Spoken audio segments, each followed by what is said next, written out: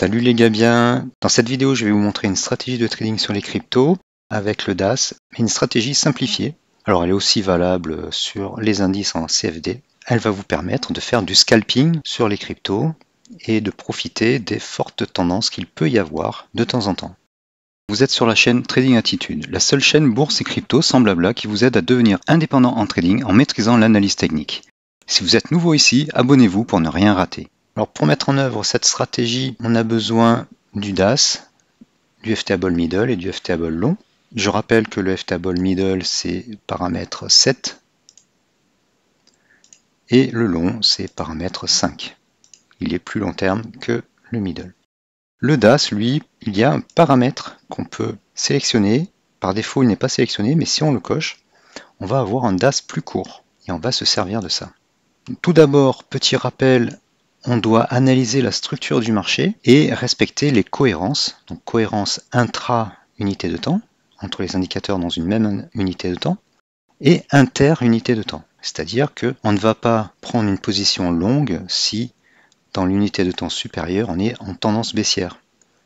Par exemple là, en ce moment, on est en tendance baissière parce que le FTable long sur l'unité de temps 5 minutes est en sell zone et il est passé négatif et il est en safe zone depuis 1h du matin.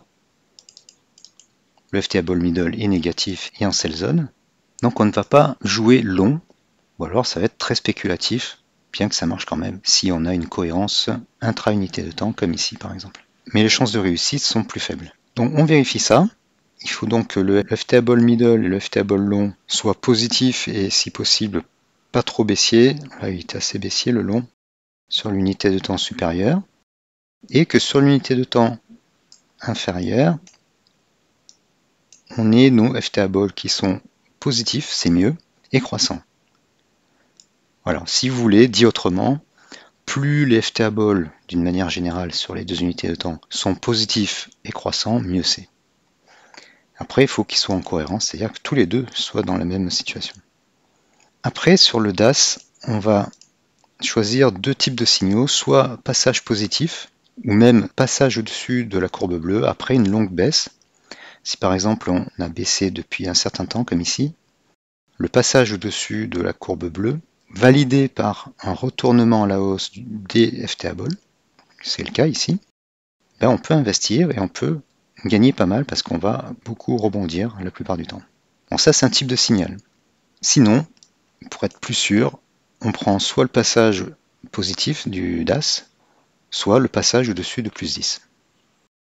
Tout ça cumulé avec des FTable qui sont haussiers et si possible positifs. Donc là si on regarde, or dans ce cas-là c'est soit on part d'ici, soit on part d'ici, soit on part d'ici. Mais dans tous les cas, on a un gros swing haussier.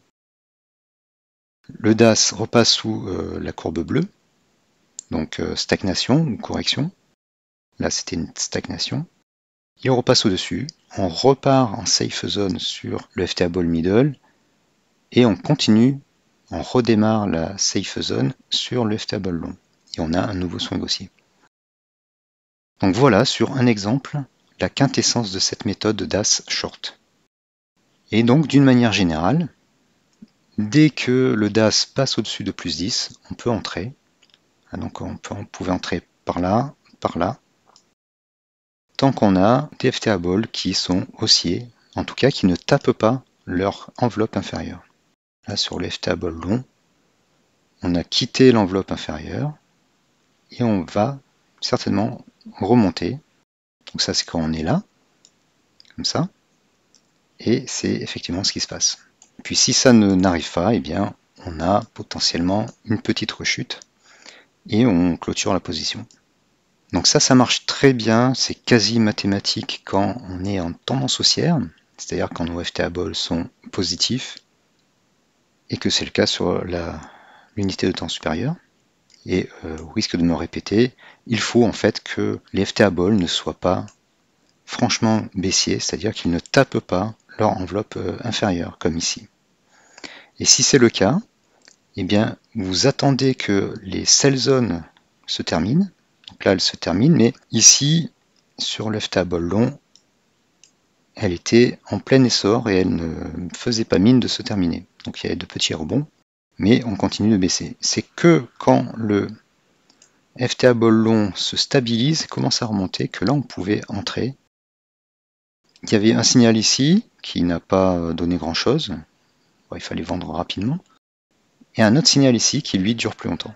Bien qu'on soit franchement négatif sur les FTA ball. Voilà. Mais le mieux, bien sûr, c'est quand on est en positif. Donc là, on a l'exemple, je crois, dans la dernière vidéo où j'en ai parlé, on avait de beaux swings haussiers. Et parfois, on a la chance que ça se transforme en fort mouvement, comme ici. Petit exemple de signal qui n'était pas bon. Donc là, imaginons qu'on pense qu'on a déjà bien baissé. On voit que le DAS, il est très petit, moins 37. Il repasse au-dessus du bleu, on entre. Ok, on pense que ça va rebondir. Mais en fait, les cours continuent de baisser. Ils cassent le petit support là qui s'était dessiné. Visiblement, ils ont envie de surfer en dessous de la 7.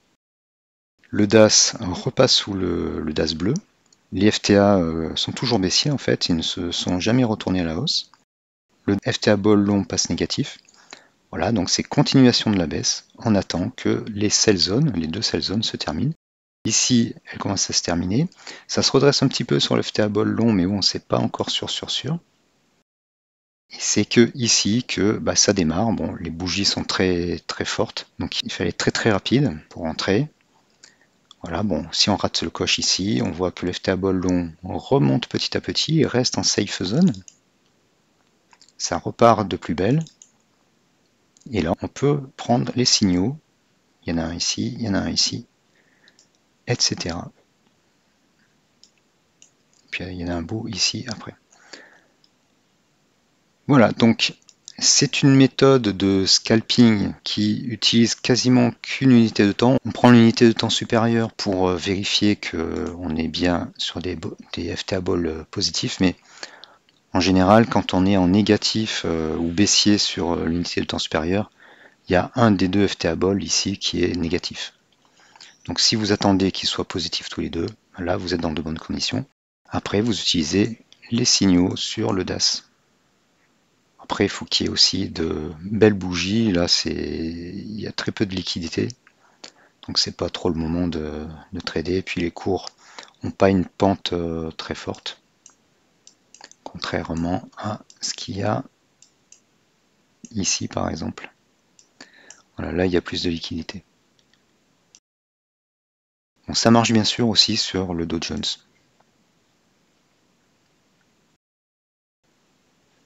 Donc, rappelez-vous, hein, ça marche bien si l'actif est très directionnel par moment et s'il permet sur une petite variation de 0,1% d'engranger beaucoup de points.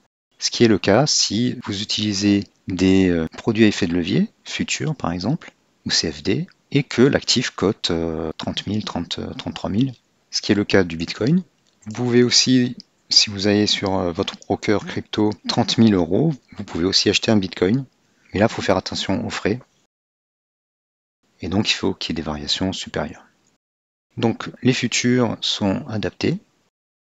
Si vous n'utilisez pas de produits à effet de levier, au passage, là, vous avez un très beau mouvement sur le Dow Jones. Et on a nos signaux sur le DAS. Si vous n'avez pas de futurs, eh bien, vous pouvez trader sur des unités de temps plus élevées en achetant un Bitcoin ferme. Donc, on va revenir sur le Bitcoin. Voilà, on a les mêmes signaux. Bon là, ça donnait pas grand chose. Ici, c'était un peu mieux. Dans cette section-là, le FTA ball long est positif mais décroissant. Donc c'est pas génial, il n'y a pas de forte hausse. Ce qui n'est pas le cas ici où on a de meilleurs signaux. Là, on a un très bon signal. Parce que le FTA ball ici est haussier. Et quand on est sur une unité de temps supérieure, on peut anticiper et voir le mouvement se dessiner sur une unité de temps inférieure. Par exemple, là, si je me mets en 15 minutes, on va se mettre ici. Voilà, là, on a des FTA balls qui sont pas très vigoureux. Il y a des safe zones, mais toutes petites. Là, la safe zone, elle est là, mais elle n'est pas très pentue. Ça veut dire qu'il n'y a pas une forte hausse, contrairement à ici et ici. Par contre, quand on démarre ici, eh bien, on a de fortes safe zones avec beaucoup de momentum fort. C'est la partie vert foncé ici.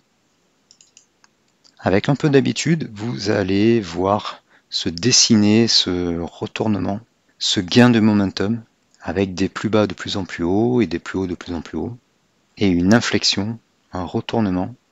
Ça marche très très bien aussi sur les actions en end of day. Et ça se traduit par un FTA Ball qui vient faire une belle safe zone à un moment donné. On l'avait aussi ici. Et toujours ce signal du DAS. Voilà, j'espère que cette vidéo vous aura donné une autre perspective, un autre cas d'usage du DAS. Le DAS, mathématiquement, il passe au-dessus de plus 10 quand il y a une forte tendance haussière. Ce qu'on ne sait pas, c'est si ça va continuer longtemps. Et nos FTA Ball donnent une indication, s'ils sont positifs et fortement croissants, ça peut durer longtemps. Voilà, j'espère que vous aurez apprécié cette vidéo. Merci de l'avoir suivi et à bientôt.